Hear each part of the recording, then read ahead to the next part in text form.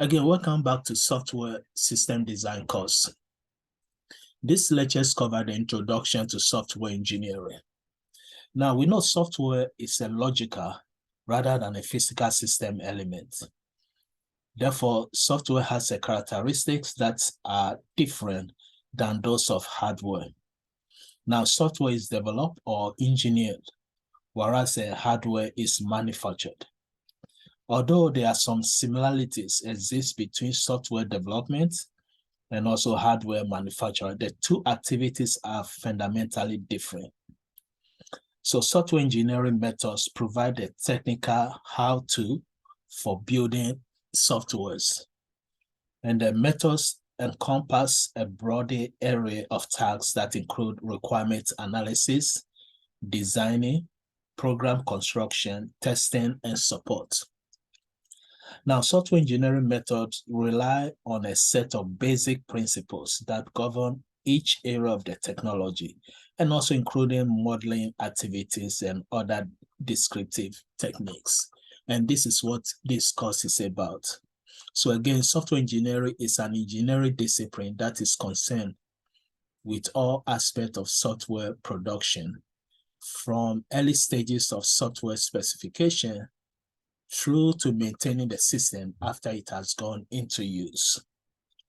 Now, using appropriate theories and methods to solve problems, also bear in mind the organizational and financial constraints will be the engineering discipline. And also all aspects of software production is not just technical process of development. Also project management is involved, development of tools, methods to support software development again process. Now, more and more individuals and society rely on advanced software system. So we need to be able to produce a reliable and trustworthy systems economically and also quickly. And it is usually cheaper in the long run to use software engineering methods and techniques for software systems rather than just write the program as if it was a personal programming project. Now, for most types of system, majority of costs are the costs of changing the software after it has gone into use. Now, the software process activities is involving the software specifications or the software requirements analysis phase, where customers and engineers define the software that is to be produced and also the constraints on its operation. And also software development, where the software is designed and programmed. And software validation is where the software is checked to ensure that it is what the customers required. So again, the software processing activities is more or less as the software life development cycles. We go through the planning stage, then the analysis phase. This will be the requirement analysis and specifications. Then we move to the design phase. Then we move to the implementation and the testing phase. So software validation is where the software will be checked whether it meets the customer's requirements. Also, software evolution is where the software is modified to reflect the changing customer and also market requirements. So this will be the new version of the software to, again, upgrade it. Now, we have general issues that affect software. And the first is the increasing systems are required to operate as distributed system across networks that include different types of computer and mobile devices. So compatibility issues will be required. Also, the businesses and social changes. So business and society are changing quickly as emerging economics develop and new technology become available. So they need to be able to change the existing software and also rapidly develop a new software. And one thing we should also know is that software engineering is a discipline that integrates both the process methods, and tools for the development of computer software.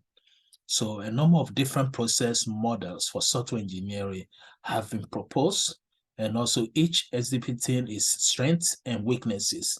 And I think we went through that in our previous lectures, and we shall go more details in future references about different software development methodologies. Also, issues that we have to be concerned is security and trust, and also the scaling. Scaling is the software has to be developed across a very wide range of scales, from a small embedded system in a portable or wearable devices through to internet scale cloud-based system that serve a global community. So scaling can be a very small system that is serving a very small unit or even a building, to all the way serving the whole global community, a large system.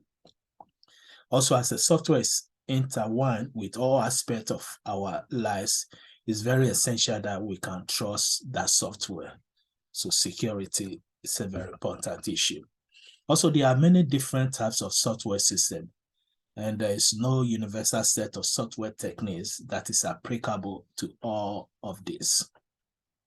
So a software engineering methods and tools used depend on the type of application being developed. Also, the characteristics of the project or the software that is being produced, and the requirement of customers, and also the background of the development team. Now, we have different types of software applications. For example, we have the standalone applications. These are the application systems that run on a local computer, such as a PC. They include all the necessary functionality, but do not need to be connected to a network. That's why it's called standalone. Also, we have the interactive transaction-based applications. These will be applications that execute on a remote computer and are accessible by users from their own PC or terminals. These include the web applications such as e-commerce applications, and also it can include the airport terminals also. That's the airport airline terminals system. And also we have embedded control system.